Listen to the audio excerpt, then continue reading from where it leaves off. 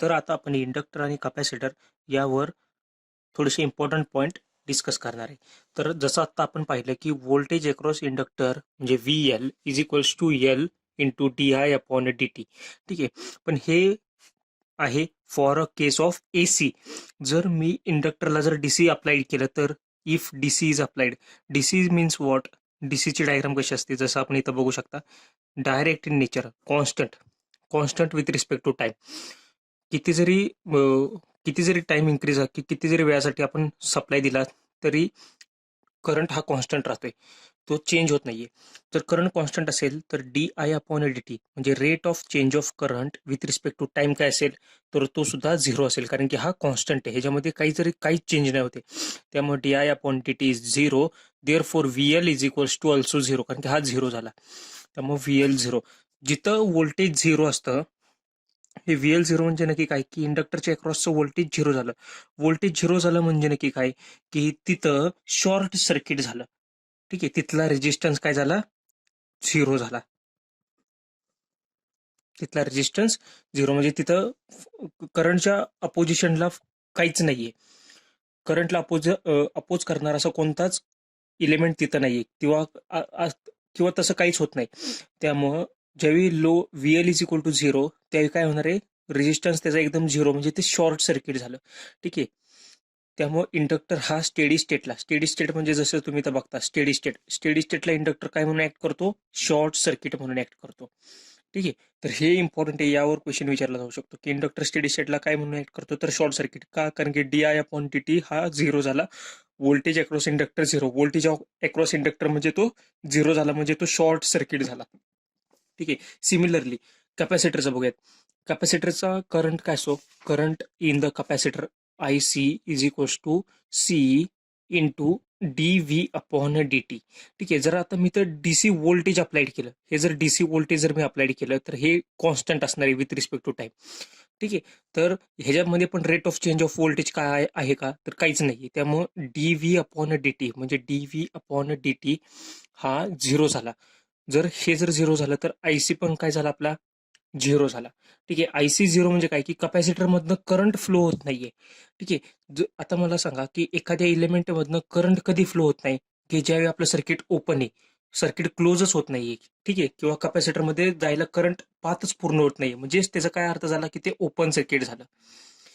ठीक आहे. मग कॅपॅसिटर काय म्हणून ऍक्ट करणार स्टेडी स्टेटला, तर तो ओपन सर्किट म्हणून ऍक्ट करणार. आणि त्याचप्रमाणे इंडक्टर काय म्हणून ऍक्ट करणार, शॉर्ट सर्किट. करंट झिरो, त्याचाच अर्थ काय, की रेजिस्टन्स म्हणजे करंटला अपोजिशन इन्फानाइट आहे, त्याच्यामुळे करंट जात नाहीये, त्यामुळे ते ओपन सर्किट झालं. आता व्होल्टेज झिरो म्हणजे नक्की काय, की करंटला अपोजिशन काहीच नाही, त्यामुळे करंट खूप जास्त फ्लो होणार, त्यामुळे ते शॉर्ट सर्किट झालं. त्यामुळे रेजिस्टन्स हा झिरो. म्हणजे फॉर एक्झाम्पल मी तुम्हाला सांगतोय. ठीक आहे. आता इंडक्टरची स्पेशल केस काय, की इंडक्टरमध्ये त्याची हा कॅरेक्टरिस्टिक्स म्हणतो आपण इंडक्टरचं. तर इंडक्टरचं characteristic is what, inductor does not allowed sudden change in the current. ही खूप इम्पॉर्टंट स्टेटमेंट आहे, की इंडक्टर मधनं जाणारा करंट हा सडन चेंज जर झाला तर तो इंडक्टर त्याला अलाउड नाही करत. म्हणजे इंडक्टर हा कॉन्स्टंट करंट सप्लाय करण्यासाठी आपण मोस्टली वापरतो. ठीक आहे. कॉन्स्टंट करंट, त्यामुळं त्याच्यामध्ये करंट मधला काही चेंज आहे ना, तर तो चेंज तो एक्सेप्ट नाही करत. ठीक आहे. It will not allowed sudden change in a current. म्हणजे असं होतं ना काय की करंट आपलं कंटिन्यू स्टेडी चाललंय आणि एकदम करंट वाढायला लागला, कमी जास्त व्हायला लागला, तर इंडक्टर जर आपण त्या केसमध्ये लावला तर ते करंट जरी वाढला, कमी जास्त झाला, तरी तो इंडक्टर असल्यामुळं तो ते अलाउड नाही करणार आणि कॉन्स्टंट करंट सप्लाइड करणार आपल्याला. ठीक आहे. तर हे इंडक्टरचं कॅरेक्टरिस्टिक आहे. दुसरं इंडक्टरचं कॅरेक्टरिस्टिक काय, दुसरं कॅपॅसिटरचं कॅरेक्टरिस्टिक काय, capacitor voltage across capacitor does not change suddenly. त्यामुळे काय होतं, की कॅपॅसिटर जो आहे तो व्होल्टेजच्या चेंजला एक्सेप्ट नाही करत. इंडक्टर काय करतो, करंटच्या चेंजला एक्सेप्ट नाही करत, तसंच कॅपॅसिटर व्होल्टेजच्या चेंजला एक्सेप्ट नाही करत. त्यामुळे काय होतं, की जिथं व्होल्टेज आपलं कमी जास्त होते, ठीक आहे, म्हणजे आपल्या कन्झ्युमर एंडला, आपल्या घरामध्ये पण जेव्हा व्होल्टेज कमी जास्त होतं तर लाईट डीम हे होती ना, तर कन्झ्युमर साईडला आपण व्होल्टेज कमी जास्त न होण्यासाठी आपण कॅपॅसिटर कनेक्ट करतो, कॅपॅसिटर बँक. ठीक आहे. कॅपॅसिटरचं हे सुद्धा एक फंक्शन आहे, की तो काय करतो, व्होल्टेज हे कॉन्स्टंट ठेवण्याचं काम करतो. व्होल्टेज मधला चेंज तो एक्सेप्ट नाही करत. म्हणजे व्होल्टेज जरी कमी जास्त झालं तरी कपॅसिटर जर लावलं तर आपल्याला कॉन्स्टंट व्होल्टेज मिळणार. ठीक आहे, तर हे कपॅसिटरचं मेन फंक्शन आहे. त्याचप्रमाणे आता इंडक्टिव्ह रिएक्टन्स काय, जसं एसीच्या केसमध्ये इंडक्टर असतो, तर इंडक्टर सुद्धा करंटला अपोजिशनचं एक काम आहे. म्हणजे तो करंटला, जे जसं आपण डीसीच्या केसमध्ये बघितलं, डीसीच्या केसमध्ये करंटला पोझिशन फक्त रेजिस्टन्स असतो, पण एसीच्या केसमध्ये करंटला पोझिशन रेजिस्टन्स, त्याचप्रमाणे इंडक्टन्स किंवा कॅपॅसिटन्स, ठीक आहे, हे सुद्धा असतात. मग इंडक्टन्समुळे जे अपोजिशन होतं त्याला आपण इंडक्टिव्ह रिएक्टन्स म्हणतो.